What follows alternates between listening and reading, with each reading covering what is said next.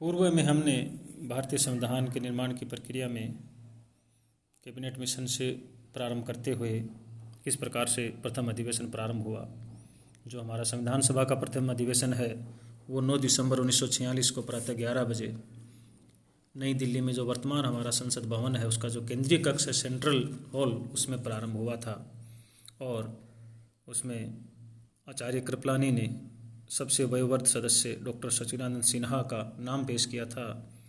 और ये काफ़ी वाद विवाद के पश्चात काफ़ी सोच समझ कर रखा गया, क्योंकि अमेरिका और फ्रांस में भी ऐसा ही हुआ था।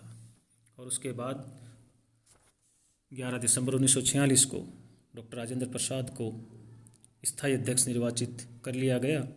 और इनकलाब जिंदाबाद और जय हिंद के नारों के साथ किस तरीके से मौलाना अबुल कलाम आज़ाद और आचार्य कृपलानी ने उन्हें सम्मानपूर्वक अध्यक्ष के आसन तक पहुंचाया, और किस तरीके से डॉक्टर राधाकृष्णन ने डॉक्टर राजेंद्र प्रसाद को बधाई दी और फिर राजेंद्र प्रसाद ने किस तरीके से अपना वक्तव्य दिया, उन सब चीज़ों पे हमने पूर्व में एक संक्षिप्त सी चर्चा की थी।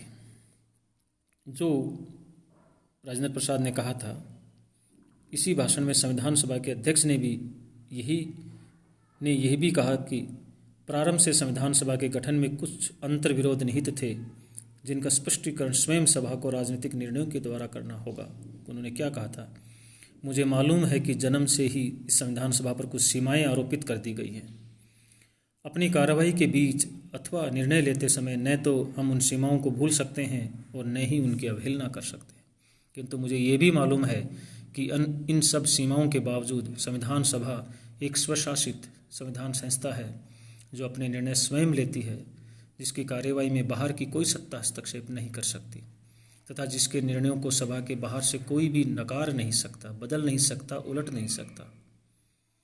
अध्यक्ष द्वारा प्रक्रिया नियम समिति के निर्विरोध निर्वाचित सदस्यों की घोषणा करने के साथ ही संविधान निर्माण का कार्य प्रारंभ करने से पहले संविधान सभा ने अधिकांश औपचारिक कार्य निपटा लिए। पंडित नेहरू के शब्दों में ये कार्य कुछ इस प्रकार थे जैसे कि किसी भूभाग पर विशाल और भव्य प्रासाद महल का निर्माण करने के लिए वहाँ के झाड़ झंकाड़ साफ कर दिए जाएं और उस भूमि को समतल और सपाट कर दिया जाए।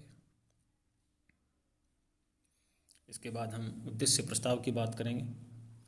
संविधान निर्माण की दिशा में सबसे पहला काम जवाहरलाल नेहरू द्वारा 1 दिसंबर को संविधान सभा में प्रस्तुत उद्देश्य प्रस्ताव। संविधान सभा के लिए आवश्यक था कि संविधान निर्माण की ऐतिहासिक यात्रा प्रारंभ करने से पूर्व वह अपने ध्येय और लक्ष्य देश की जनता के तथा संसार के अन्य देशों के सामने स्पष्ट कर दे। संसार की सभी संविधान सभाओं ने संविधान निर्माण का श्रीगणेश करते समय अपने लक्ष्यों की घोषणा करना आवश्यक समझा था। भारतीय संविधान सभा ने ऐसा करना और भी अधिक आवश्यक था, क्योंकि जिस समय 9 दिसंबर 1946 को सभा की पहली बैठक आरंभ हुई, देश के राजनीतिक वातावरण में जहां एक और अभूतपूर्व उत्साह, दृढ़ संकल्प और नव निर्माण की अदम्य आकांक्षाओं से जागृत राष्ट्रमानस था, वहां दूसरी ओर अनिश्चय, संदेह और असमंजस के बादल भी घिरे हुए थे। प्रस्ताव प्रस्तुत करते हुए नेहरू ने कहा, ये उचित मालूम पड़ता है कि आगे बढ़ने से पहले हम स्पष्ट रूप से ये समझ लें कि हम किधर जा रहे हैं और हम क्या निर्माण करना चाहते हैं। स्पष्ट है, इस तरह के अवसरों पर विस्तृत विवरण आवश्यक है। इसमें कोई संदेह नहीं है कि इमारत बनाते समय आप प्रत्येक ईंट का अच्छी तरह सोच विचार करने के बाद उपयोग करेंगे। सामान्य रूप से जब कोई इमारत बनाना चाहता है, जब उसके लिए ज़रूरी हो जाता है, वह उस इमारत का नक्शा तैयार करे और फिर ज़रूरी साजो सामान जुटाए। बहुत समय से हम स्वतंत्र भारत के बहुत से नक्शे अपने मनों में बनाते आ रहे हैं, किंतु अब जब हम वास्तविक कार्य प्रारंभ कर रहे हैं, आप मानेंगे कि ये आवश्यक है कि हम अपने सामने, देश के सामने तथा समस्त विश्व के सामने इस नक्शे का स्पष्ट चित्र रखें। मैं आपके सामने जो प्रस्ताव प्रस्तुत कर रहा हूँ उसमें हमारे उद्देश्यों की व्याख्या की गई है, योजना की रूपरेखा दी गई है और बताया गया है कि हम किस रास्ते पर चलने वाले हैं। जवाहरलाल नेहरू का ये ऐतिहासिक भाषण उनके जीवन के सबसे महत्वपूर्ण, सुंदर और प्रभावशाली भाषणों में से है। अतीत की स्मृतियाँ जैसे उनके मन में उमड़ आई थी, भावी के स्वप्न जैसे साकार हो आए थे, और इस सब के साथ ही उन्हें बोध तथा वर्तमान के धर्म, उस समय की कितनी ही जटिल समस्याओं के बोझ का, अपने भारी कर्तव्य और उत्तरदायित्व का आभास हो गया था। उन्होंने आगे क्या कहा? यहाँ बोलते हुए मैं चतुर्दिक व्याप्त स्मृतियों और समस्याओं के बोझ से अपने को बोझिल अनुभव करता हूँ। हम लोग एक युग को समाप्त कर संभवतः बहुत शीघ्र ही एक नए युग में प्रवेश करने वाले हैं। मेरा ध्यान आज भारत के महान अतीत की ओर, उसके 5000 वर्ष के इतिहास की ओर जाता है। उसके इतिहास के प्रारंभ में जो मानव इतिहास का प्रारंभ माना जा सकता है, आज तक का सारा इतिहास हमारी आंखों के सामने है।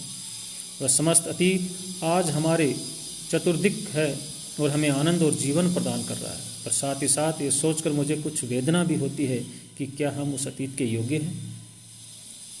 शक्तिशाली अतीत तथा और भी अधिक शक्तिशाली भविष्य के बीच स्थित वर्तमान की तलवार की धार पर खड़े होकर जब मैं भविष्य की सोचता हूँ, उस भविष्य की जो मुझे विश्वास है कि अतीत से महत्तर है, और अपने महान कार्यभार से अभिभूत और भयभीत हो जाता हूँ। भारतीय इतिहास के अद्भुत अवसर पर हम यहाँ समवेत हुए हैं। इस परिवर्तन क्षण में, प्राचीन युग से नवीन युग में प्रविष्ट होने के इस परिवर्तन काल में मुझे कुछ विस्मय सा मालूम होता है। वैसा ही विस्मय जैसा रात से दिन होने में मालूम होता है। हो सकता है दिन मेघाच्छिन्न हो, पर तो आखिर दिन बादल फटेंगे और प्रकाश अवश्य होगा। जिस उद्देश्य प्रस्ताव के माध्यम से भारतीय क्रांति के जनकों ने देश को ये बताने का प्रयास किया था कि उनके लक्ष्य क्या हैं, वे देश को किस सांचे में ढालना चाहते हैं और किस ओर ले जाना चाहते हैं, उसका मसौदा जवाहरलाल नेहरू ने स्वयं तैयार किया। ये प्रस्ताव एक प्रकार से प्रभुत्व संपन्न लोकतंत्रात्मक भारतीय गणराज्य की जन्म पत्री था। प्रस्ताव ने जवाहरलाल नेहरू ने प्रेरणादायी भाषण से संविधान सभा पर जादू का सा असर किया और उसके मानस क्षितिज पर भविष्य के प्रति दुविधा, किम कर्तव्य विमूढ़ता का जो कोहरा छाया हुआ था, एक बारगी छंट गया तथा उसके स्थान पर आशा, उल्लास तथा संकल्प की प्रकाशमयी किरणें जगमगा उठी। 13 दिसंबर से 19 दिसंबर 1946 तक संविधान सभा ने उद्देश्य प्रस्ताव पर कुल 8 दिन विवाद विचार किया। प्रस्ताव के संबंध में अनेक संशोधन प्रस्तुत किए गए, लेकिन सबसे महत्वपूर्ण संशोधन डॉक्टर M.R. जयकर का था, जो उन्होंने 16 दिसंबर 1946 को प्रस्तुत किया था, जिसमें कहा गया था कि जब तक मुस्लिम लीग और देशी राज्यों के प्रतिनिधि संविधान सभा में शामिल न हो जाएं, तब तक इस प्रस्ताव पर विचार उठा रखा जाए। 21 दिसंबर 1946 को प्रस्ताव पर अगले अधिवेशन तक के लिए विचार स्थगित कर दिया गया। मुस्लिम लीग को इस प्रस्ताव पर विचार करने के लिए 1 महीना मिल गया, पर उसने संविधान सभा में सम्मिलित होना पसंद नहीं किया। इस परिस्थिति में संविधान सभा ने और आगे प्रतीक्षा करना निरर्थक समझा और 22 जनवरी 1947 को अवसर की गंभीरता और प्रस्ताव में की गई प्रतिज्ञा की महानता का स्मरण करते हुए बड़ी संजीदगी के साथ संविधान सभा के सदस्यों ने खड़े होकर सर्वसम्मति से इस प्रस्ताव को पास किया। इससे पहले 20 नवंबर 1946 को सार्थ यही प्रस्ताव कांग्रेस के खुले मेरठ अधिवेशन में पास हो चुका था। तो ये एक हमने पंडित नेहरू के उद्देश्य संकल्प जो है, उद्देश्य प्रस्ताव है, उस पर चर्चा की है।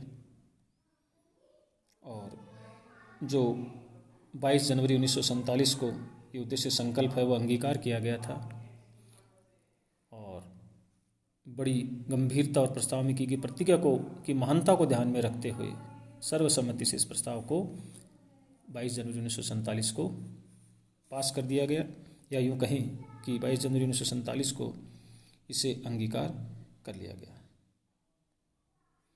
तो ये हमारा था संविधान सभा के निर्माण में उद्देश्य प्रस्ताव।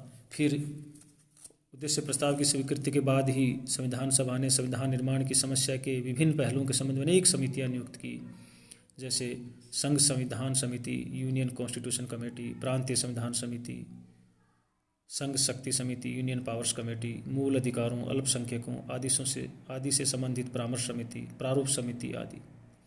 देशी राज्यों के प्रतिनिधित्व तथा संविधान सभा में भाग लेने के बारे में नरेश मंडल की वार्ता समिति से बातचीत करने के लिए संविधान सभा ने अपनी एक वार्ता समिति पहले 21 दिसंबर 1946 को बना दी थी। तो इस प्रकार से कई जो हैं समितियों का भी निर्माण किया गया, जो अलग अलग तरीके से संविधान निर्माण में अपना योगदान दे रही थी। और यहाँ एक चीज़ और बता दें, संविधान का पहला प्रारूप संवैधानिक परामर्शदाता बेनेगल नरसिंह राव की देखरेख में संविधान सभा के सचिवालय की परामर्श शाखा ने अक्टूबर 1947 में तैयार किया गया था। इस प्रारूप के तैयार होते ही पहले संविधान सभा के सचिवालय के 3 जिल्दों में संसार के विभिन्न संविधानों के पूर्व दृष्टांत एकत्रित कर उन्हें संविधान सभा के सदस्यों में वितरित कर दिया गया। इन पूर्व दृष्टांतों में संसार के प्राय 60 देशों के संविधानों के कार्यकारी, विधायी, प्रक्रिया संबंधी, प्रशासनिक तथा कुछ अन्य उपबंधों को तुलनात्मक रूप से संकलित किया गया था। जब भारत के संविधान का पहला प्रारूप तैयार हो गया, तब संविधान सभा के अध्यक्ष ने संवैधानिक परामर्शदाता बेनेगल नरसिंह राव BN राव को संसार के प्रमुख संविधान शास्त्रियों से भारत के भावी संविधान की प्रमुख विशेषताओं के संबंध में विचार विनिमय करने के लिए अमेरिका, कनाडा, ऑस्ट्रेलिया और ब्रिटेन भेजा। उन्होंने अक्टूबर और दिसंबर 1947 के बीच इन देशों की यात्रा की और अपने विचार विमर्शों के परिणामों के संबंध में एक प्रतिवेदन प्रस्तुत किया। इसी बीच 29 अगस्त 1947 को संविधान सभा ने प्रारूप समिति की नियुक्ति कर दी। प्रारूप समिति के अध्यक्ष चुने गए डॉक्टर भीमराव अंबेडकर। अन्य सदस्य थे कन्हैया लाल माणिक मुंशी, मोहम्मद सादुल्ला, BL मित्तर, अल्लादी कृष्णा स्वामी अय्यर, N गोपाल स्वामी अयंगर, DP खेतान। बाद में मित्तर और खेतान के स्थान पे वो आ गए थे N माधव राव और TT कृष्णामाचारी, उनको नियुक्त किया गया था। प्रारूप समिति का काम ये था कि वह संविधान सभा की परामर्श शाखा द्वारा तैयार किए गए संविधान की परीक्षा करे और फिर संविधान सभा में संविधान के बारे में जो निर्णय हो चुके हैं उन्हें प्रारूप संविधान में समाविष्ट करे और फिर संविधान को विचार करने के लिए संविधान सभा के सम्मुख प्रस्तुत करे।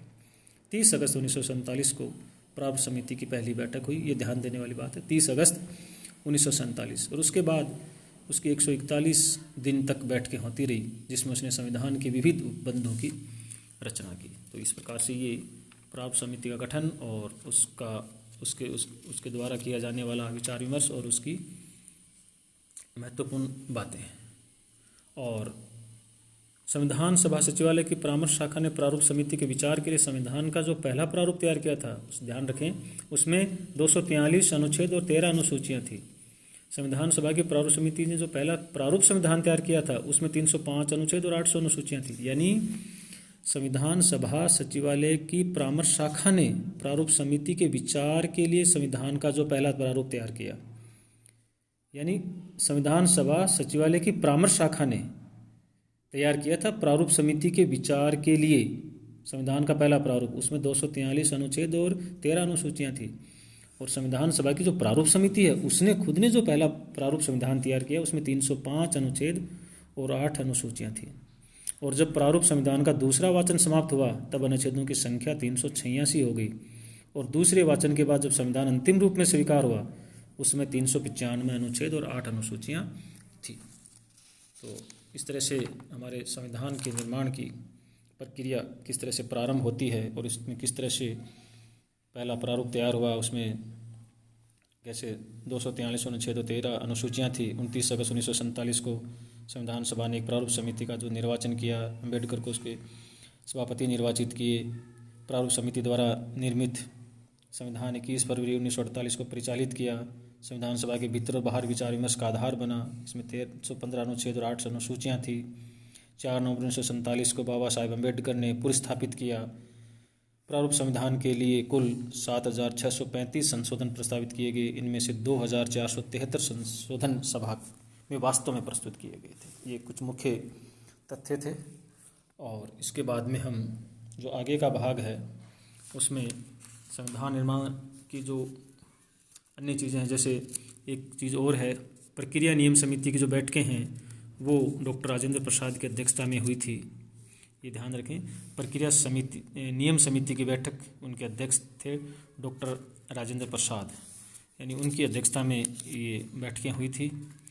और इसके अलावा जैसे कुछ अन्य चीज़ें भी हैं,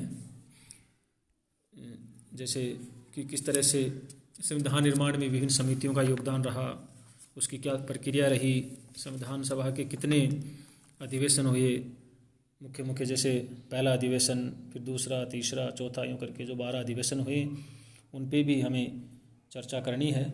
एक तरह से हम संविधान सभा का कार्यवर्थ ये एक विषय लेकर इन अधिवेशनों पर एक संक्षिप्त चर्चा हम आगे के विचार में करेंगे। धन्यवाद।